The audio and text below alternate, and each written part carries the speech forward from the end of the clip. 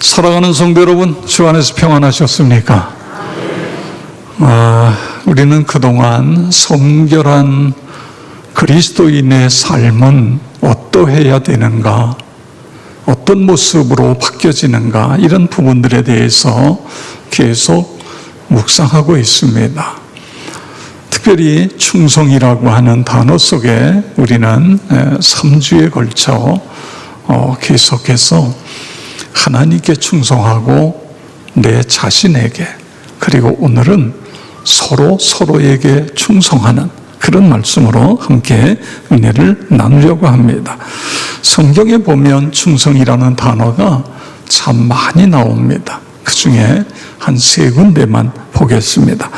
마태복음 25장 21절에 보면 그 주인이 이르되 잘하였도다 착하고 충성된 종아, 내가 적은 일에 충성하였음에 내가 많은 것을 내게 맡기리니 내 주인의 즐거움에 참여할지어다 하고 아멘. 이 말씀은 겉으로 보면 그 청지기가 주인에게 충성하는 것으로 되어 있습니다. 그런데 여기는 궁극적으로는 하나님께 충성입니다. 요한계시록 2장 10절에 보면 내가 죽도록 충성하라, 그리하면 내가 생명의 관을 내게 주리라. 이 말씀은 소아시아 7교회 중에 주신 말씀인데 교회에 주신 하나님의 말씀입니다. 우리가 하나님 앞에 죽도록 충성하게 되면 생명의 관을 주신다, 그런 말씀이고요. 잠언 25장 13절 우리 다 같이 함께 읽겠습니다. 충성된 사자는 그를 보낸 이에게 마치 추수하는 날의 얼음 냉수 같아서 능히 그 주인의 마음을 시원하게 하느니라. 아멘.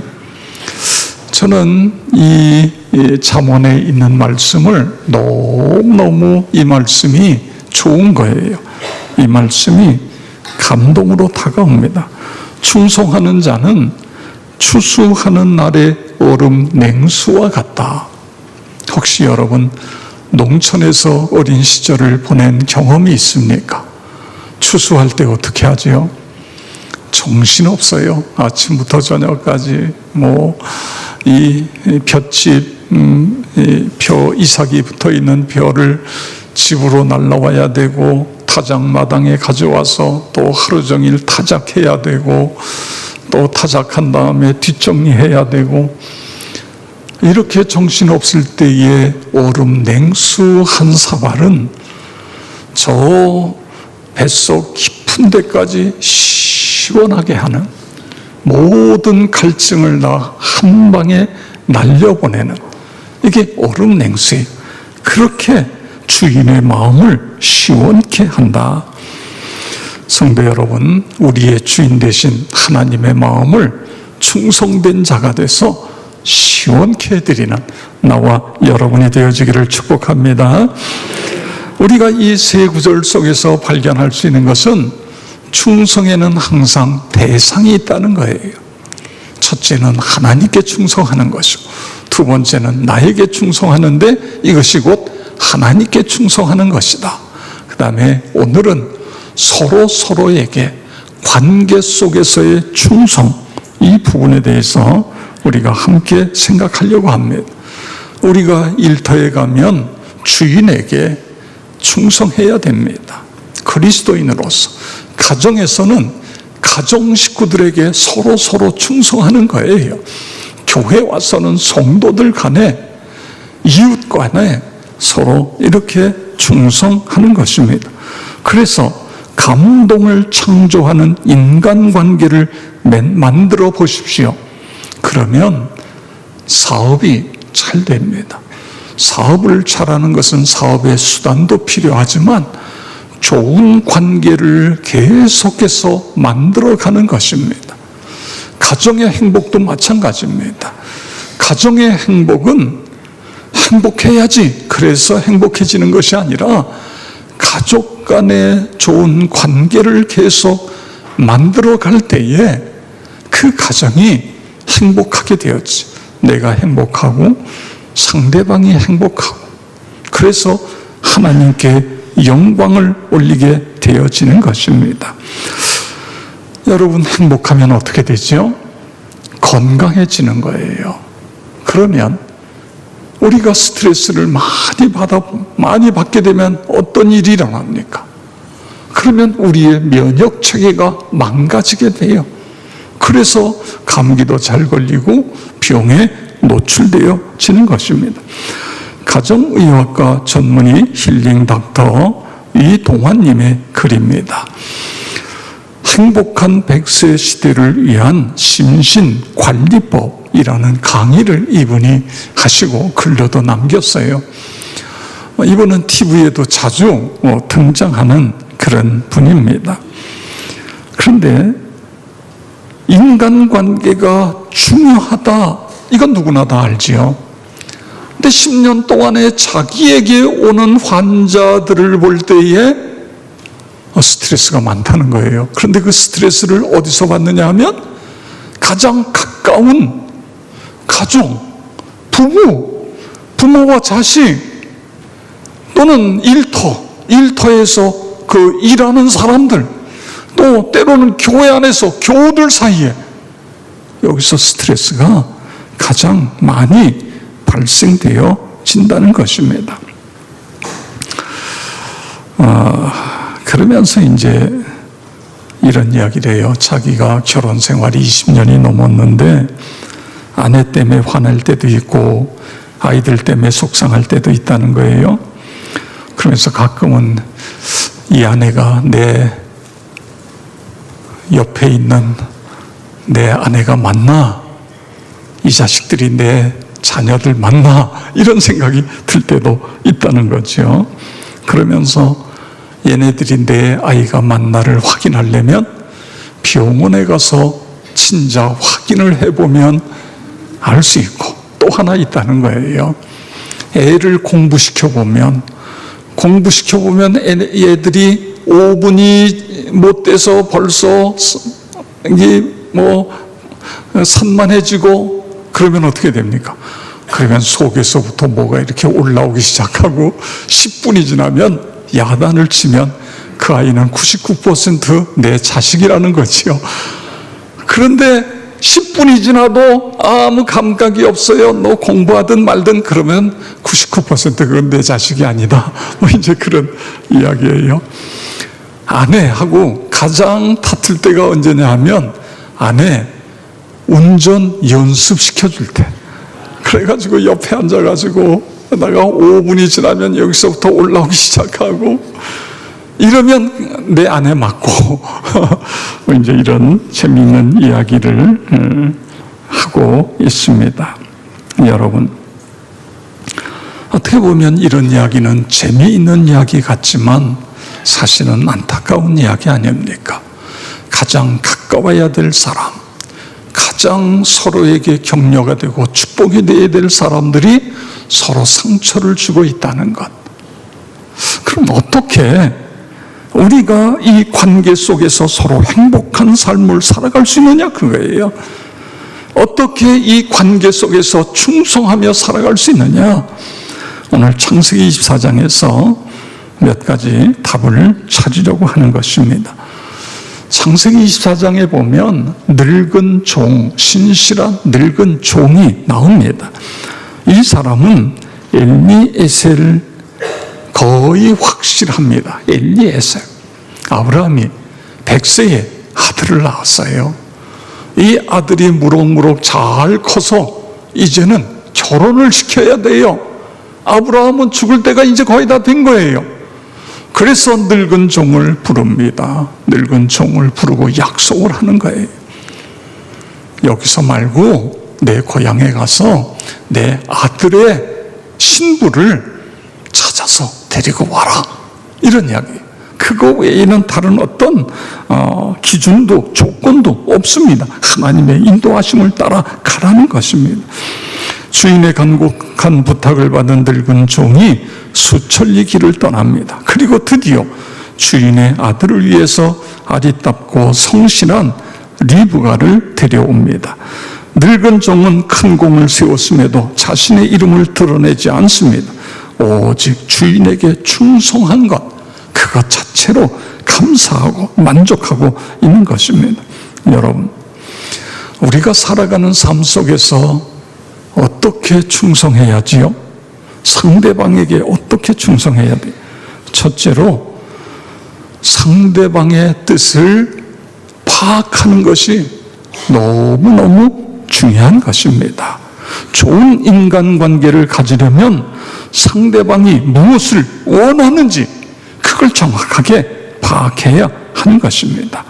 아브라함은 하나님께서 아들을 주시겠다고 약속하시고 하나님이 질질 끄시는 거예요.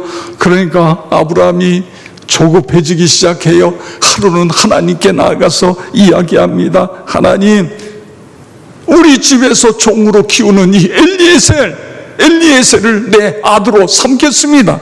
이게 이제 창세기 15장 2절 3절입니다. 아브라함이 이르되 주 여호와여 무엇을 내게 주시려 하나이까? 나는 자식이 없사오니 나의 상속자는 이 다메섹 사람 엘리에셀이니이다. 아브라함이 또 이르되 주께서 내게 씨를 주지 아니하셨으니 내 집에서 길린 자가 내 상속자가 될 것이니이다. 저는요, 이 성경을 읽으면서 엘리에셀이 이 집의 종이에요. 그런데 엘리에셀이, 이 어린 엘리에셀이 어떻게 살았으면 아브라함의 눈에 이렇게 쏙 들었을까? 하나님 아들 안 주셔도 좋아요. 엘리에셀을 내 아들로 삼겠습니다. 이럴 정도가 어떻게 이렇게 됐을까? 여러분, 어떻게 이렇게 됐을 것 같아요? 주인의 뜻을 정확하게 판단하는 거예요. 그리고 주인이 기뻐하시는 일을 하는 거예요. 열심히 최선을 다해서. 그렇게 안 하고 주인은 이렇게 원하는데 가서 딴청하고 그럴 때 그걸 내 아들로 삼겠다고 그러겠어요? 아니잖아요. 그리고 오늘 24장에 가서 봐도 여기에 주인이라는 단어가 27번 나옵니다. 내가 아니요, 내 뜻이 중요한 것이 아닙니다. 주인의 뜻이 중요한 것입니다. 아브라함의 종은 가나안에서 메소포타미아까지 가는, 이게 한 달 이상 걸리는 먼 길입니다. 그는 이미 나이가 많은 늙었습니다. 그럼에도 오직 주인을 사랑하고 주인의 뜻을 이루어 드리기 위해서 최선을 다하는 그런 모습을 볼 수 있습니다. 이 충성이라고 하는 한자어를 보면 이 무거울 중자에, 가운데 중자에다 마음심을 썼습니다. 충성, 충은 뭐냐면 마음 가운데로부터, 이 마음 속에서부터 마음의 가운데로부터 우러나와서 최선을 다하는 것. 그러니까 상대방의 뜻을 헤아리고, 그리고 자신의 중심에서 나오는 그런 어떤 헌신, 이런 것이 충성이다, 그런 의미인 것입니다. 일제시대에 신사참배를 극구 반대하고 했던 안희숙 여사, 이 안희숙 여사의 멘토가 박관준 장로님입니다. 근데 이 박관준 장로님의 좌우명이 있어요. 좌우명. 아사교회사, 아사교회생이라는 것입니다. 이 아는 나 아자입니다. 내가 살면 교회는 죽고 내가 죽으면 교회는 산다. 이것이 이분의 좌우명이한 거예요. 그래서 교회에 와서는 항상 내가 살면 안 된다, 내가 죽어야 된다, 내가 죽고 예수님이 사셔야 된다, 그러면서 그는 최선을 다해서 하나님의 교회를 섬긴 거예요. 그러니까 그 교회가 부흥이 되어지는 것입니다. 여러분 생각해 보세요. 우리 모든 성도가 내가 다 살아가지고 내 목소리 내고 내가 하고 싶은 대로 해보세요. 교회가 이게요, 산으로 올라가게 되고요, 교회가 혼돈 속에 빠질 수밖에 없지 않습니까? 아사, 내가 죽으면, 그러면 교회는 살아난다. 그런데 내가 살면 교회는 죽는다. 그렇습니다. 성도 여러분, 내가 사는 것이 아니라 내 안에 예수님이 살아 역사하는 그런 여러분의 신앙생활이 되어지기를 축복합니다. 그렇습니다. 충성의 본질은 철저하게 내가 아니라 상대방인 것입니다. 상대방의 뜻을 파악하고 그 뜻에 맞게 행동하는 거예요. 남편이 아내에게 나름대로 열심히 뭘 해준다고 그러는데 아내는 남편이 나를 위해서 해주는 게 없다고 그래요. 혹시 여러분은 어떻습니까? 아내가 남편을 위해서, 남편이 아내를 위해서 나름대로 하는데 남편은 아내가 자기를 위해서 해주는 게 없대요. 왜 이런 일이 일어나죠? 그것은요, 아내가 원하는 걸 해주는 게 아니라 내가 해주고 싶은 거를 하기 때문에 이런 일들이 일어나는 거죠. 부모와 자식 간에도 똑같지 않습니까? 나는 자식을 위해서 지금까지 살아왔고 최선을 다했는데 자식은 엄마한테, 엄마 나한테 해준 게 뭐야? 이러잖아요. 이게 무슨 이야기죠? 자식이 원하는 걸 해주지 않았다 그거죠. 내가 주고 싶은 걸 줬다 그거예요. 이게 오늘 우리 한국 가정 안에 많은 문제인 것입니다. 여러분, 내일이 아내의 생일이다. 그럼 아내에게 물어보는 거죠. 여보, 내일 당신 생일인데 축하해. 당신 뭐 먹고 싶어? 물어볼 수 있잖아요. 내가 먹고 싶은 대로 아내, 당신 내일 생일이니까 내가 따라와. 이게 아니라 상대방에 맞추어서. 십자가의 완전한 복음이라는 책, 제가 그전에도 이야기했습니다. 이분이 이제 김용의 선교사님, 이번에 우리 서지방 평신도부가 주관하는 부흥성회에 그때에 이분이 강사로 오십니다. 아마 우리 교회가 화요일 날 찬양하고 낮에 10시인가요? 10시 반 예배인가요? 그리고 제가 사회하고 그렇게 되어집니다만, 이분의 책 가운데 그런 이야기가 나와요. 어떤 사업가가 사업을 너무너무 잘했어요. 그래가지고는 경제적으로도 넉넉하고 모든 게 부족함이 없어요. 그런데 한 가지 문제가 있어요. 가정이 이제 파경에 이르렀어요. 부부 이혼이 초일기에 들어갔어요. 별거 중이에요. 별거 중. 근데 남자가 가만히 생각하니까 이혼을 하게 되면 자녀들에게 상처를 주게 되고, 또 하나는 그동안 쌓아 올린 자신의 명성에 먹칠을 하게 된다. 그러니 이혼만은 막아야 되겠다. 그래서 별거 중인 아내를 찾아갑니다. 아내를 찾아가서 이런 소리 저런 소리, 그저 입에 발린 소리, 노스리를 떨면서 하여간 최대한대로 아내의 마음이 바뀌어져야 이혼 안 하니까요. 그래서 계속 이야기를 하는 거예요. 그런데 아내는요, 많이 쳐다보고 아무 소리도 안 하는 거예요. 그러다가 나중에 이제 그만, 나 좀 행복하게 해줘요. 그런데요, 남자가 이 소리를 듣니까 이제는 뚜껑이 열리는 거예요. 아니, 뭐라고 그랬어 당신 지금? 행복하게? 내가 당신에게 행복해 주지 않게 뭐야?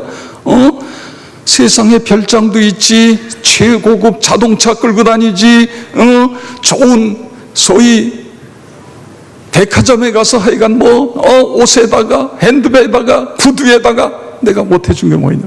그냥 입에 거품을 물고 하여간 그냥 계속 하는 거예요. 그랬더니요, 아내가 듣고 있다가 그게 다 뭐요? 그게 뭔데? 당신의 마음을 나에게 줘요. 남자가 딴청하고요, 돈 가지고 정말 신실하게 살지 않으면 그러잖아요. 죄 짓고. 당신의 마음을 나에게 달라 그거예요. 여러분, 그렇습니다. 우리가 좋은 관계를 형성하기 위해서는 상대방의 뜻을 찾고, 그리고 상대방이 원하는 걸 해줄 때에 관계가 더 축복의 관계로 그렇게 되어지는 것입니다. 여러분 모두가 그렇게 되어질 축원합니다. 그 다음에 이 좋은 관계를 맺기 위해서는 끝까지예요. 끝까지입니다. 끝까지. 오늘 여기에 이 아브라함의 늙은 종은요, 하나님의 인도하심을 따라 메소포타미아에 이르렀어요. 우물가에서 아리답고 신실한 한 아가씨를 만나게 됩니다. 이 아가씨가 바로 주인이 찾고 있는 주인의 아들 신부감이라는 확신을 가지고 그의 집으로 따라갔어요. 가서 차추정 이야기를 합니다. 그런데요, 이 시간이 무슨 시간이냐면 저녁 시간이에요. 그래서 음식을 차려놓고 많이 피곤하실 텐데 우리 음식을 먹고 이야기합시다, 이렇게 이야기를 해요. 그랬더니요, 이 늙은 종이 어떻게 반응합니까? 창세기 24장 33절인데 우리 다 같이 읽겠습니다.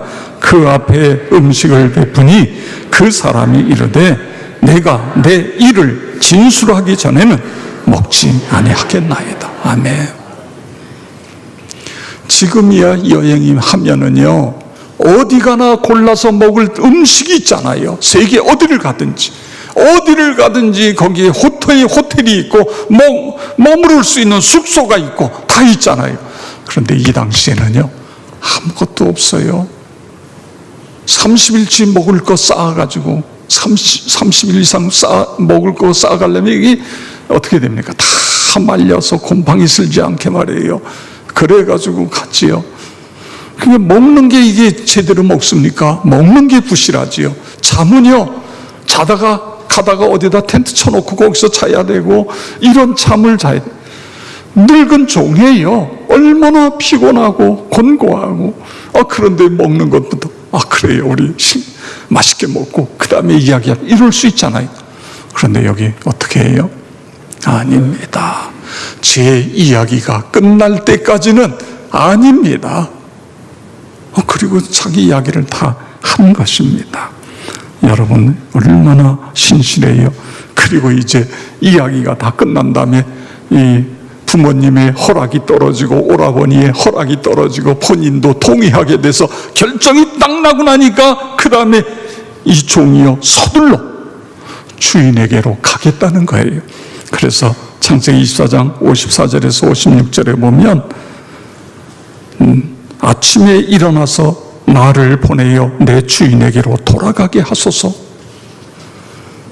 아니 갑자기 나타나가지고 딸을 데려가겠다는데 그 딸이 뭐 이웃에 사는 거이 아닙니다. 이게 한 번 시집가면 평생 볼 수 있을는지 모르는 그 먼 데로 가는 거예요. 먼 데로 시집을 보내는 거예요.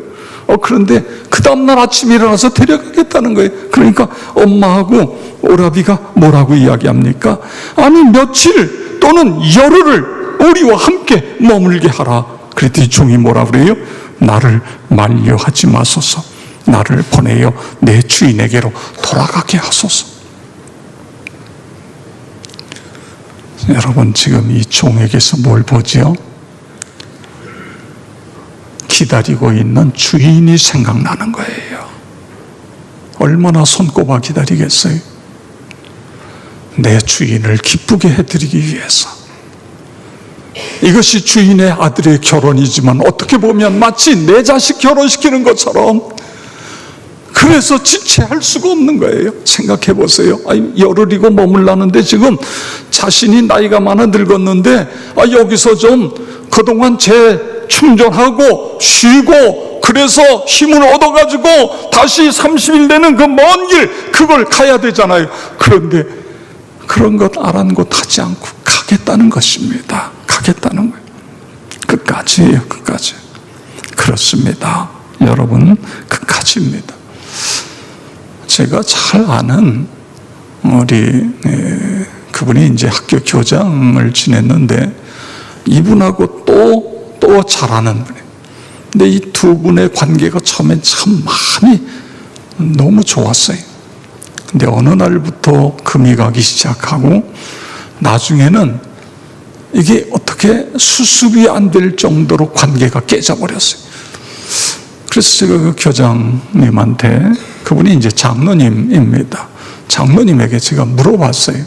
아니 장로님, 그렇게 좋은 관계였는데 왜 이렇게 됐습니까? 그랬더니 그분이 이야기가 그거예요.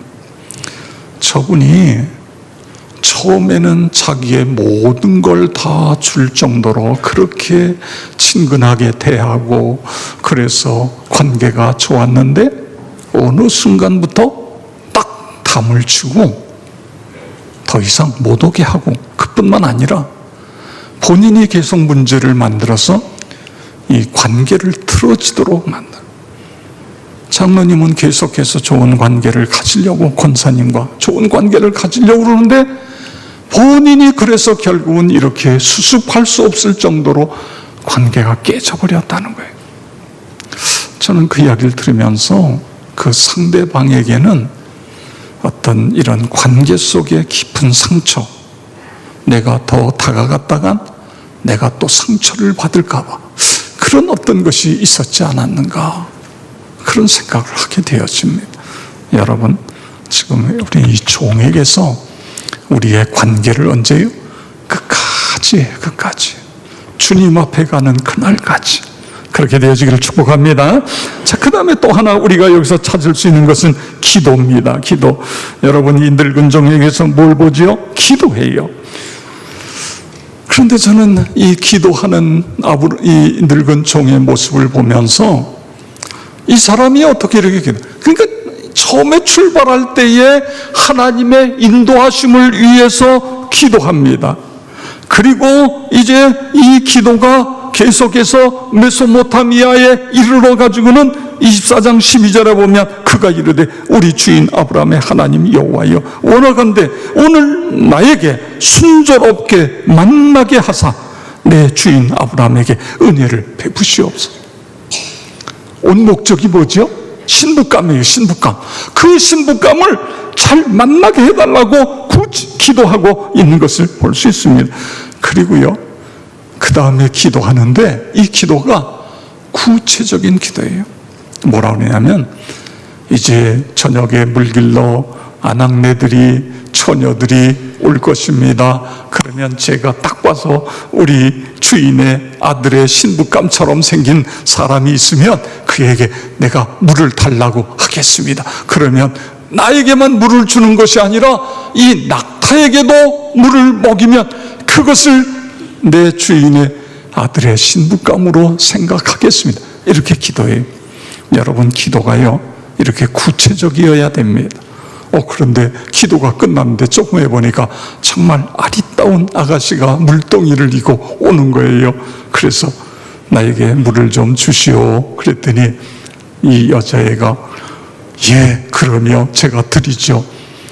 그래가지고는 이 우물이요 우리처럼 드레박이 아닙니다. 이 우물이 넓게 파여져 가지고 그 안에 층계가 있어요.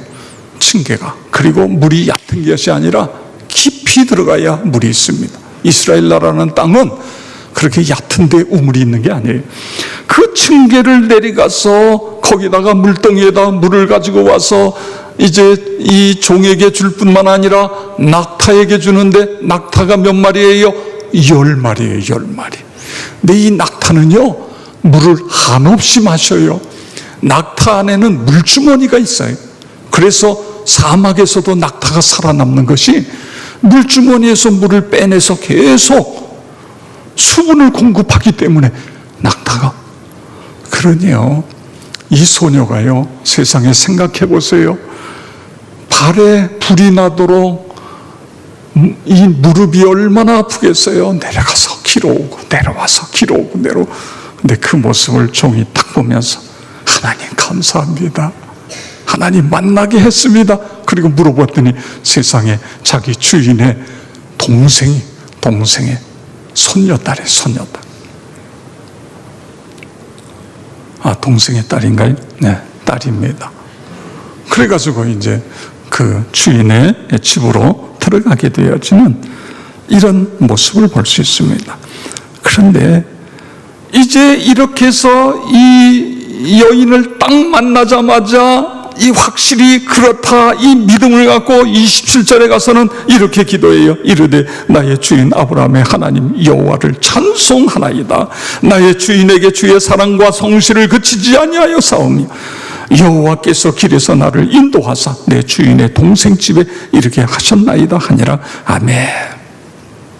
감사의 기도예요. 그리고 52절에 가서 보면 아브라함의 종이 그들의 말을 듣고 땅에 엎드려 여호와께 절하고, 다 승낙이 다 끝난 다음에는 하나님께 엎드려 기도하는 거예요. 여러분, 어떻게 이렇게 기도의 사람이 됐어요? 아브라함을 보고 어려서부터 이 집의 종으로 와서 늙어질 때까지 항상 아브라함 곁에서 아브라함과 하나님이 만나는 모습을 보고 자랐어요.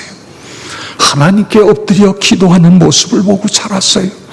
하나님께 순종하는 그 모습을 보고, 그래, 이것이 축복이로구나. 하나님께 순종하는 것, 세상에 100세의 아들을 낳는 기적을 보았어요. 순종하니까 이런 일이 일어나는 거예요. 그 아들을 모리아산에서 번제물로 드리는 거예요. 옆에 쫓아갔더랬잖아요. 아니, 우리 주인이 어쩌자고 저 아들을 어쩌자고. 그런데 그때 하나님께서 수풀에 걸려있는 짐승을 보게 하셔서 하나님이 준비하셨다, 그 짐승을. 이런 모든 것들을 보고 자라는 것입니다. 여러분, 신앙은요, 가르쳐서 되는 게 아닙니다. 내가 하나님을 믿는 모습을 그냥 내 자녀들이 보고 그걸 따라하게 되어지는 거예요. 그래서 릴레이가 되는 거예요. 신앙의 릴레이가 되어지는 것입니다. 저는 이 아브라함과 종의 모습을 보면서 사랑이라는 단어를 생각했습니다. 아브라함이 하나님과 사랑의 관계를 이어가면서 그 사랑의 관계 속에서 순종하고 그랬을 때에 이 종도 똑같이 그렇게 되어지는 거예요. 우리 요한일서 4장 19절에서 21절 다 같이 읽겠습니다. 우리가 사랑함은 그가 먼저 우리를 사랑하셨습니다. 누구든지 하나님을 사랑하노라 하고 그 형제를 미워하면 이는 거짓말하는 자니, 보는 바 그 형제를 사랑하지 아니하는 자는 보지 못하는 바 하나님을 사랑할 수 없느니라. 우리가 이 계명을 주께 받았나니 하나님을 사랑하는 자는 또한 그 형제를 사랑할지니라. 아멘. 사랑의 근거가 뭐라고요? 내가 내 가족을, 남편을 사랑하고 아내를 사랑하고 자녀를 사랑의 근거가 나에게 있는 것이 아니라 하나님께로부터 있다는 거예요. 하나님이 우리를 이처럼 사랑하셨은즉 십자가의 보혈을 통하여 우리의 죄를 사하신 그 엄청난 사랑으로 우리를 사랑하셨은즉, 그래서 우리도 서로 사랑하는 것이 마땅하다, 그거예요. 우리도 사랑하는 것이다. 그렇습니다. 하나님의 사랑, 특별히 이 요한 1서를 기록한, 요한 1, 2, 3서를 기록한 사도 요한은 원래 별명이 번개, 우레예요, 우레. 얼마나 성질이 급한지 말이에요. 그런데 이 하나님의 엄청난 사랑이 그의 가슴에 와서 깊이 박히면서 사랑의 사람이 된 거예요. 그래서 가장 사랑이라는 단어를 가장 많이 쓰고 있는 것이 사도 요한인 것입니다. 여러분, 그렇습니다. 하나님의 이 엄청난 사랑이 내 심령에 파도처럼 밀려와서 나도 남편을, 아내를, 가족을, 이웃을 일터에서 어디서든지 사랑하며 살아가게 해 주시옵소서. 그러기 위해서 우리가 어떻게 된다고요? 관계. 이 관계의 가장 기초가 내 뜻이 아니라 상대방의 뜻을 헤아리는 거예요. 그리고 우리는 끝까지 가는 거예요. 그 다음에 기도하는 것입니다. 이 좋은 관계가 되어지면 내 자신이 하나님의 사람다운 사람이 되어지는 것이고, 그리고 내 주변에 있는 사람들을 하나님의 사람으로 세워주게 되어지는 것이고, 그래서 우리 주변에 모든 사람들이 행복해지고 하나님의 이름을 높여드리게 되어지는 것입니다. 여러분 모두가 그렇게 되어지길 주의 이름으로 축원합니다.